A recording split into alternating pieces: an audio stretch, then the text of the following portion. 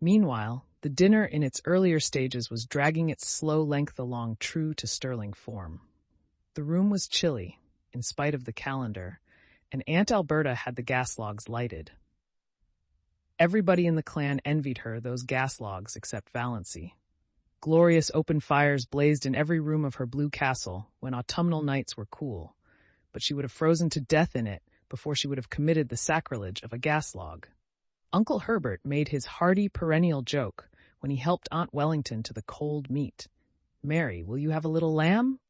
Aunt Mildred told the same old story of once finding a lost ring in a turkey's crop. Uncle Benjamin told his favorite prosy tale of how he had once chased and punished a now famous man for stealing apples. Second cousin Jane described all her sufferings with an ulcerating tooth. Aunt Wellington admired the pattern of Aunt Alberta's silver teaspoons and lamented the fact that one of her own had been lost. "It spoiled the set. I could never get it matched, and it was my wedding present from dear old Aunt Matilda." Aunt Isabel thought the seasons were changing and couldn't imagine what had become of our good old-fashioned springs. Cousin Georgiana, as usual, discussed the last funeral and wondered, audibly, which of us will be the next to pass away. Cousin Georgiana could never say anything as blunt as die. Valancy thought she could tell her, but didn't. Cousin Gladys, likewise as usual, had a grievance. Her visiting nephews had nipped all the buds off her houseplants and chivied her brood of fancy chickens. "Squeezed some of them actually to death, my dear." "Boys will be boys," reminded Uncle Herbert tolerantly. "But they needn't be rampageous animals," retorted Cousin Gladys, looking round the table for appreciation of her wit. Everybody smiled except Valancy. Cousin Gladys remembered that. A few minutes later, when Ellen Hamilton was being discussed, Cousin Gladys spoke of her as one of those shy, plain girls who can't get husbands, and glanced significantly at Valancy. Uncle James thought the conversation was sagging to a rather low plane of personal gossip. He tried to elevate it by starting an abstract discussion on the greatest happiness.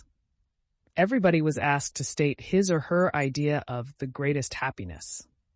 Aunt Mildred thought the greatest happiness for a woman was to be a loving and beloved wife and mother. Aunt Wellington thought it would be to travel in Europe. Olive thought it would be to be a great singer like Tetrazzini. Cousin Gladys remarked mournfully that her greatest happiness would be to be free, absolutely free from neuritis. Cousin Georgiana's greatest happiness would be to have her dear, dead brother Richard back.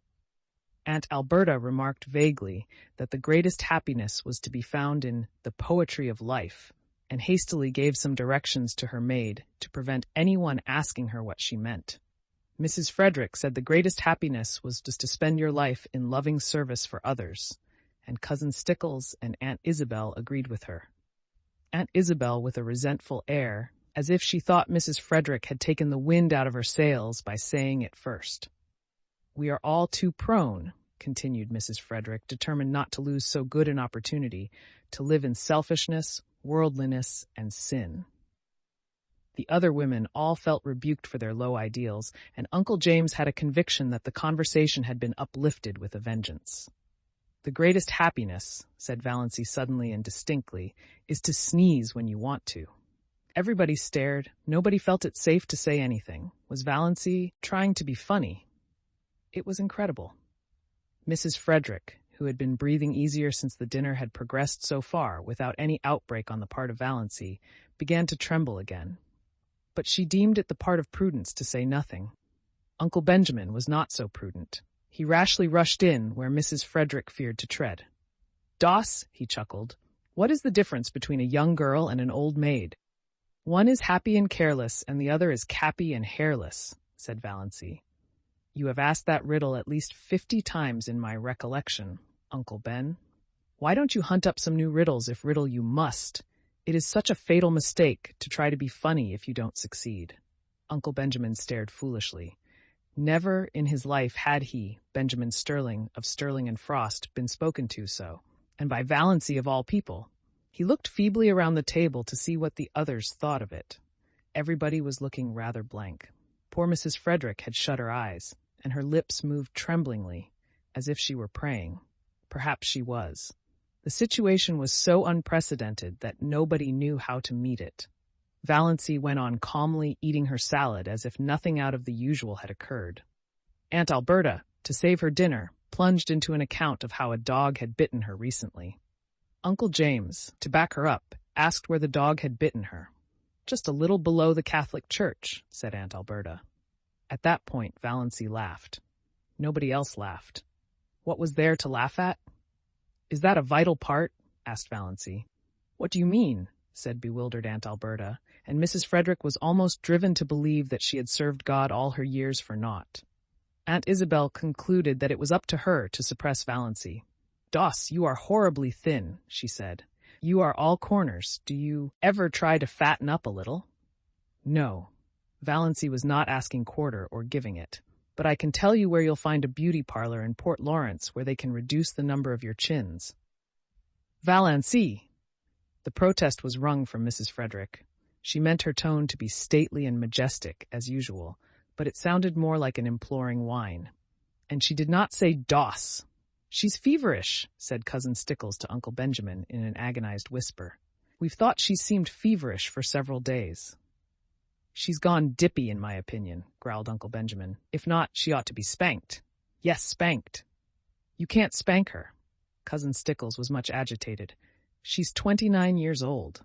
"So there is that advantage, at least in being 29, said Valancy, whose ears had caught this aside.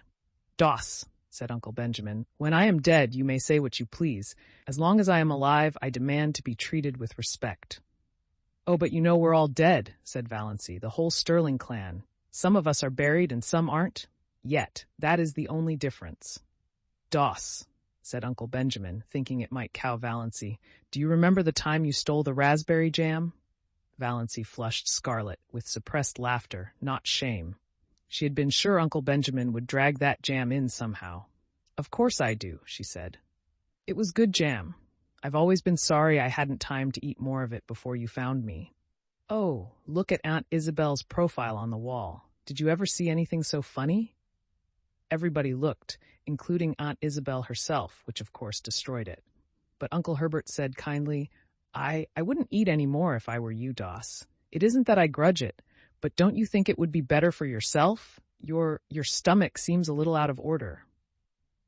"Don't worry about my stomach, old dear," said Valancy. "It is all right.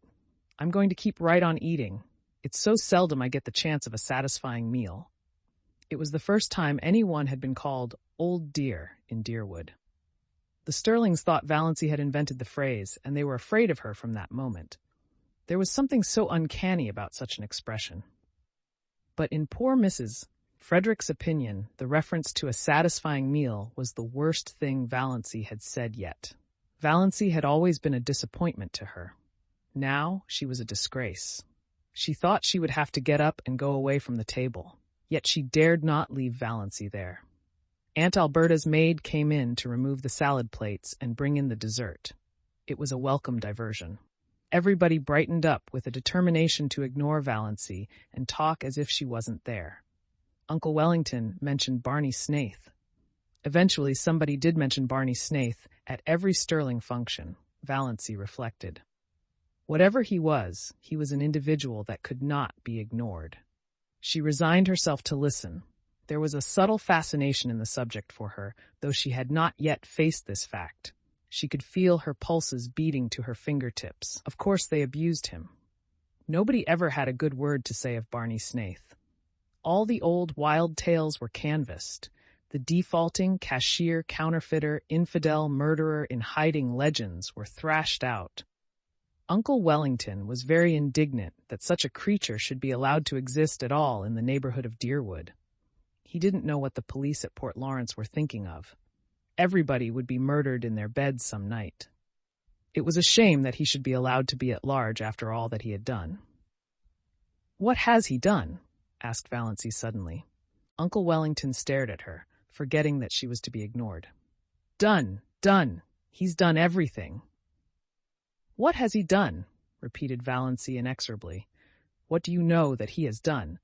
You're always running him down, and what has ever been proved against him?" "I don't argue with women," said Uncle Wellington, "and I don't need proof. When a man hides himself up there on an island in Muskoka, year in and year out, and nobody can find out where he came from or how he lives or what he does there, that's proof enough. Find a mystery and you find a crime. The very idea of a man named Snaith, said second cousin Sarah. Why, the name itself is enough to condemn him. I wouldn't like to meet him in a dark lane, shivered cousin Georgiana. What do you suppose he would do to you? Asked Valancy. Murder me, said cousin Georgiana solemnly. Just for the fun of it? Suggested Valancy. Exactly, said cousin Georgiana unsuspiciously. When there is so much smoke, there must be some fire. I was afraid he was a criminal when he came here first. I felt he had something to hide. I am not often mistaken in my intuitions. Criminal! Of course he's a criminal, said Uncle Wellington. Nobody doubts it, glaring at Valancy. Why, they say he served a term in the penitentiary for embezzlement. I don't doubt it, and they say he's in with that gang that are perpetrating all those bank robberies round the country. Who say? Asked Valancy. Uncle Wellington nodded his ugly forehead at her. What had got into this confounded girl anyway? He ignored the question. He has the identical look of a jailbird, snapped Uncle Benjamin. I noticed it the first time I saw him. A fellow by the hand of nature marked, quoted and signed to do a deed of shame, declaimed Uncle James. He looked enormously pleased over managing to work that quotation in at last. He had been waiting all his life for the chance. One of his eyebrows is an arch, and the other is a triangle, said Valancy. Is that why you think him so villainous? Uncle James lifted his eyebrows. Generally, when Uncle James lifted his eyebrows, the world came to an end. This time it continued to function. How do you know his eyebrows so well, Doss? Asked Olive, a trifle maliciously. Such a remark would have covered Valancy with confusion 2 weeks ago, and Olive knew it. Yes, how? Demanded Aunt Wellington.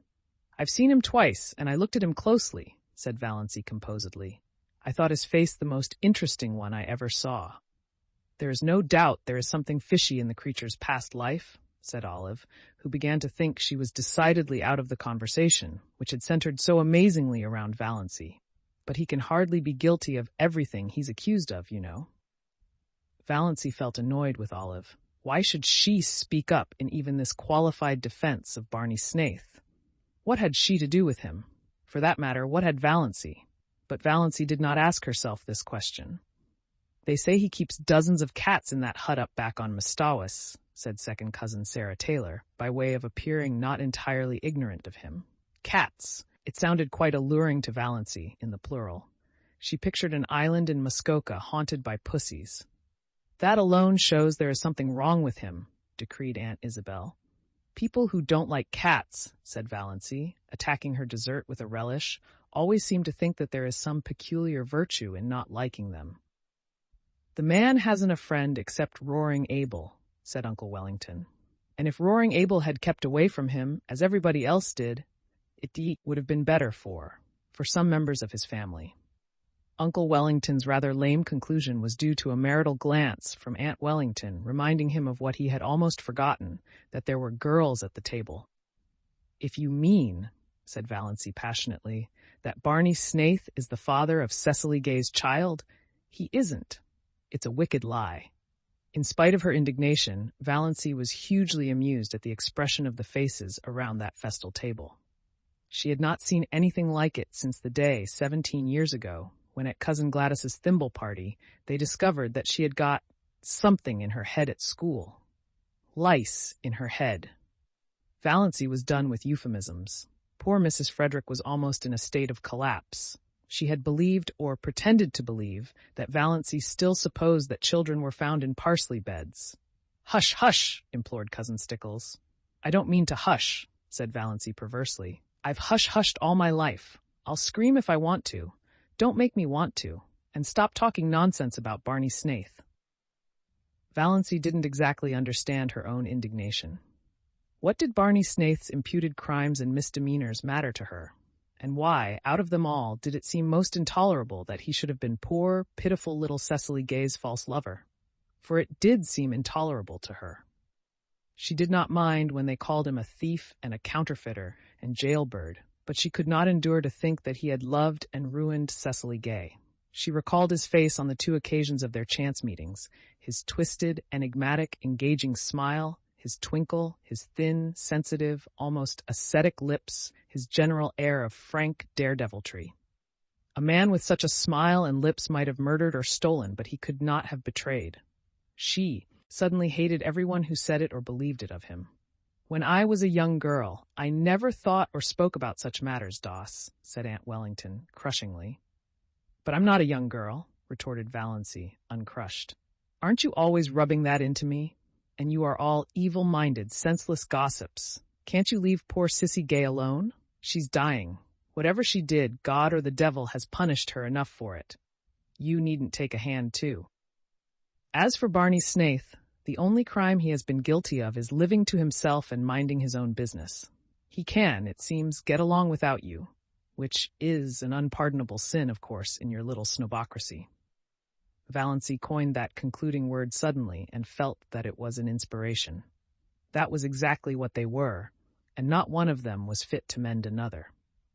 "Valancy, your poor father would turn over in his grave if he could hear you," said Mrs. Frederick. "I dare say he would like that for a change," said Valancy brazenly. "Doss," said Uncle James heavily, "the 10 Commandments are fairly up to date still, especially the 5th. Have you forgotten that?" "No," said Valancy, "but I thought you had, especially the 9th. Have you ever thought, Uncle James, how dull life would be without the 10 Commandments? It is only when things are forbidden that they become fascinating." But her excitement had been too much for her. She knew, by certain unmistakable warnings, that one of her attacks of pain was coming on. It must not find her there. She rose from her chair. "I am going home now. I only came for the dinner. It was very good, Aunt Alberta, although your salad dressing is not salt enough and a dash of cayenne would improve it." None of the flabbergasted silver wedding guests could think of anything to say until the lawn gate clanged behind Valancy in the dusk. Then, "She's feverish. I've said right along she was feverish," moaned Cousin Stickles. Uncle Benjamin punished his pudgy left hand fiercely with his pudgy right. "She's dippy. I tell you she's gone dippy," he snorted angrily. "That's all there is about it. Clean dippy." "Oh, Benjamin," said Cousin Georgiana soothingly, "don't condemn her too rashly. We must remember what dear old Shakespeare says, that charity thinketh no evil." "Charity, poppycock," snorted Uncle Benjamin. "I never heard a young woman talk such stuff in my life as she just did, talking about things she ought to be ashamed to think of, much less mention. Blaspheming, insulting us. What she wants is a generous dose of spankweed, and I'd like to be the one to administer it." Uncle Benjamin gulped down the half of a scalding cup of coffee. Do you suppose that the mumps could work on a person that way?" wailed Cousin Stickles. "I opened an umbrella in the house yesterday," sniffed Cousin Georgiana. "I knew it betokened some misfortune." "Have you tried to find out if she has a temperature?" asked Cousin Mildred. "She wouldn't let Amelia put the thermometer under her tongue," whimpered Cousin Stickles. Mrs. Frederick was openly in tears. All her defenses were down. "I must tell you," she sobbed, "that Valancy has been acting very strangely for over 2 weeks now. She hasn't been a bit like herself. Christine could tell you. I have hoped against hope that it was only one of her colds coming on. But it is. It must be something worse." "This is bringing on my neuritis again," said Cousin Gladys, putting her hand to her head. "Don't cry, Amelia," said Herbert kindly, pulling nervously at his spiky gray hair. He hated family ructions. Very inconsiderate of Doss, to start one at his silver wedding. Who could have supposed she had it in her? "You'll have to take her to a doctor. This may be only a brainstorm. There are such things as brainstorms nowadays, aren't there?" I suggested consulting a doctor to her yesterday," moaned Mrs. Frederick, "and she said she wouldn't go to a doctor. Wouldn't. Oh, surely I have had trouble enough." "And she won't take Redfern's bitters," said Cousin Stickles. "Or anything," said Mrs. Frederick. "And she's determined to go to the Presbyterian church," said Cousin Stickles, repressing, however, to her credit be it said, the story of the banister. "That proves she's dippy," growled Uncle Benjamin. "I noticed something strange about her the minute she came in today. I noticed it before today." Uncle Benjamin was thinking of Mirazh. Everything she said today showed an unbalanced mind. That question, was it a vital part? Was there any sense at all in that remark? None whatever. There never was anything like that in the Stirlings. It must be from the Wansbarras. Poor Mrs. Frederick was too crushed to be indignant. I never heard of anything like that in the Wansbarras, she sobbed. Your father was odd enough, said Uncle Benjamin. Poor Pa was peculiar, admitted Mrs. Frederick tearfully, but his mind was never affected. He talked all his life exactly as Valancy did today, retorted Uncle Benjamin. And he believed he was his own great-great-grandfather born over again. I've heard him say it. Don't tell me that a man who believed a thing like that was ever in his right senses. Come, Amelia. Stop sniffling. Of course Doss has made a terrible exhibition of herself today, but she's not responsible. Old maids are apt to fly off at a tangent like that. If she had been married when she should have been, she wouldn't have got like this. Nobody wanted to marry her, said Mrs. Frederick, who felt that, somehow, Uncle Benjamin was blaming her. Well, fortunately there's no outsider here, snapped Uncle Benjamin. We may keep it in the family yet. I'll take her over to see Dr. Marsh tomorrow. I know how to deal with pig-headed people. Won't that be best, James? We must have medical advice, certainly, agreed Uncle James. Well, that's settled. In the meantime, Amelia, act as if nothing had happened and keep an eye on her. Don't let her be alone. Above all, don't let her sleep alone. Renewed whimpers from Mrs. Frederick. I can't help it. Night before last, I suggested she'd better have Christine sleep with her. She positively refused and locked her door. Oh, you don't know how she's changed. She won't work. At least, she won't sew. She does her usual housework, of course, but she wouldn't sweep the parlor yesterday morning, though we always sweep it on Thursdays. She said she'd wait till it was dirty. Would you rather sweep a dirty room than a clean one? I asked her. She said, of course. I'd see something for my labor then. Think of it. Uncle Benjamin thought of it. The jar of pot-pourri, Cousin Stickles pronounced it as spelled, has disappeared from her room. I found the pieces in the next lot. She won't tell us what happened to it. I should never have dreamed it of Doss, said Uncle Herbert. She has always seemed such a quiet, sensible girl. A bit backward, but sensible. The only thing you can be sure of in this world is the multiplication table, said Uncle James, feeling cleverer than ever.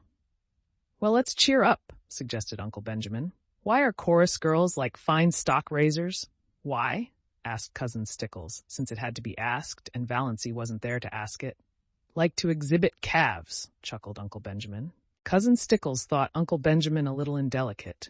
Before Olive, too. But then he was a man. Uncle Herbert was thinking that things were rather dull now that Doss had gone.